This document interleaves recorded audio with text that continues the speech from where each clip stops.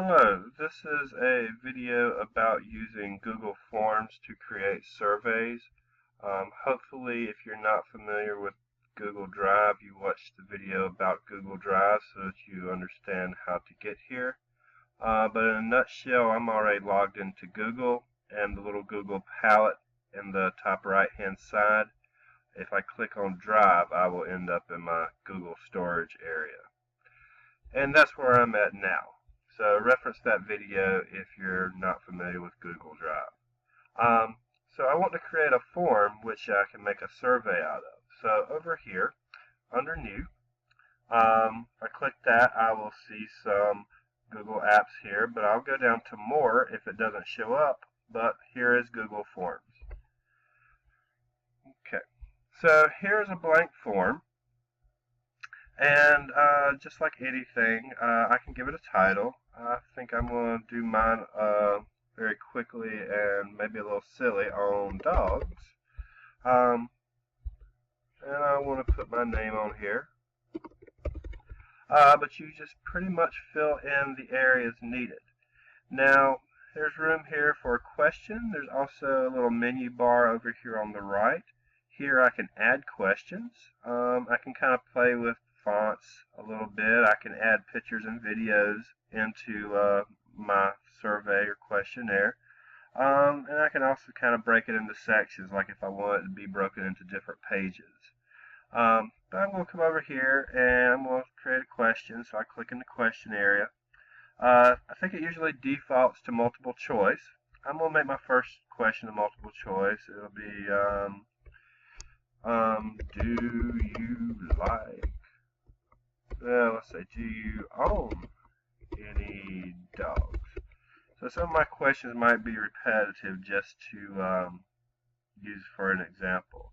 So here, I can add options, yes. Of course, I can add another one for no.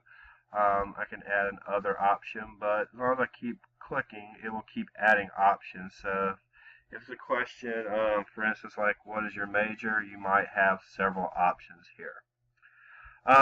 So from there, once this question is the way I want it, I can just click add a question and it goes on to the next one. So I'm going to give you a second example here, multiple choice. I'm going to go to something like a short answer. Okay, so this may or may not work based off of the first question, but maybe how many dogs do you own? Okay, so then the person could type in their answer down here in the box, so they have the option of actually typing their answer. Or I could have asked what type of dog. Another type of question, if I want to add a question, might be, let's say,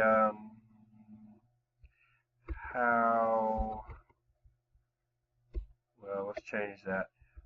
On a scale of 1 to 5, do you like dogs?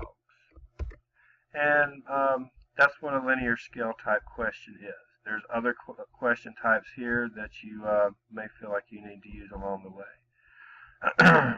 But it's got 1 to 5 here, and maybe 1 is not at all, and maybe 5 is I love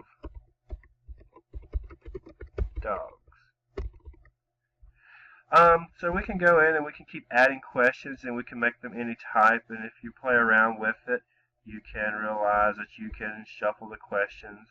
The more you play, the easier it get. If you create something you don't like, you can just throw it away. One thing I'd like to see people do when they make their surveys is to actually make all their questions required.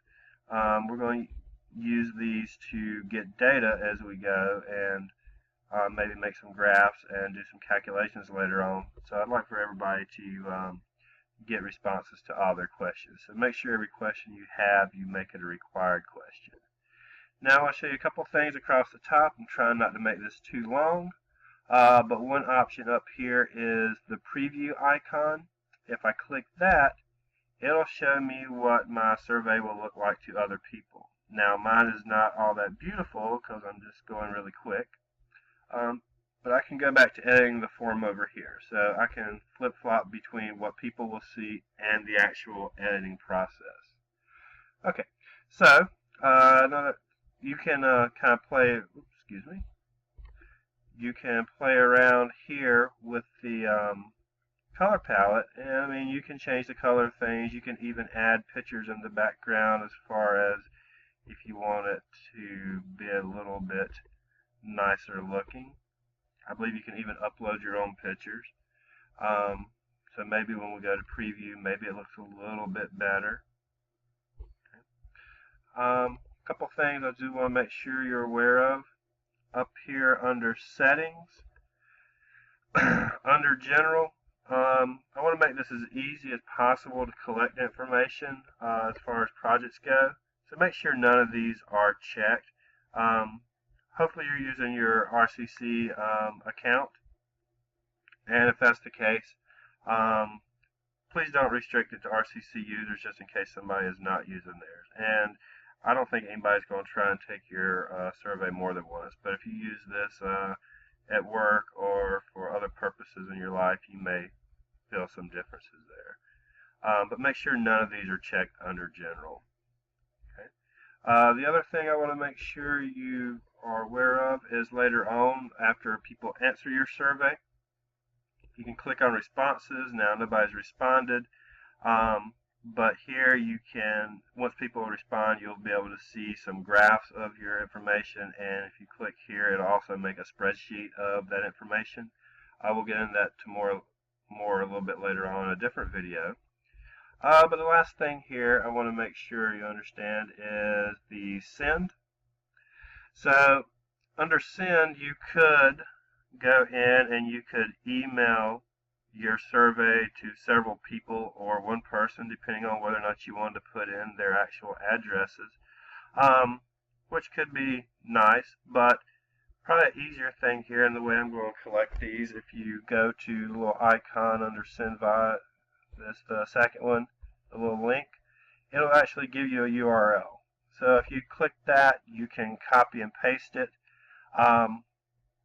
either in an email, social media, or as I'm going to ask you, in a discussion board forum. Okay. So when you actually get this created, if you just copy that link and post it into the discussion board, I will have it at my disposal. Now, if you go back and edit your form, I will get the updated version whenever I look at it.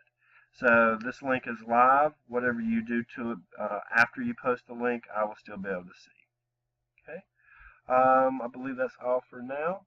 And if you have any questions, just let me know.